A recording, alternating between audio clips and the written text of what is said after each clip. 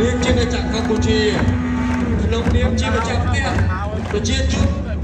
នៅព្រះរាជាណាចក្រនៃស្នាមញញឹមសូមបងប្អូនបងប្អូនពលឺសំឡេងអបអរតាមសាទរស្វាគមន៍ក៏ក្តៅជួយកីឡាករបរទេសអរគុណដល់គ្នាមួយ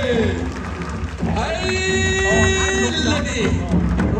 យកបានក៏សូមណែនាំឲ្យស្គាល់ម្ចាស់ខ្សែក្រវ៉ាត់មាន Extreme ក្នុងប្រភេទទម្ងន់67គីឡូក្រាម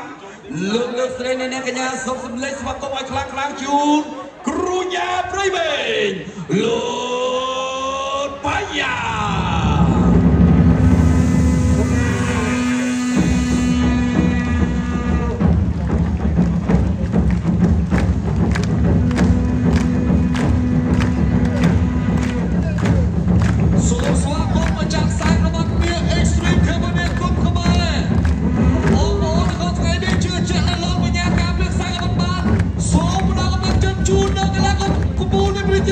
ជាលោកបាយយ៉ា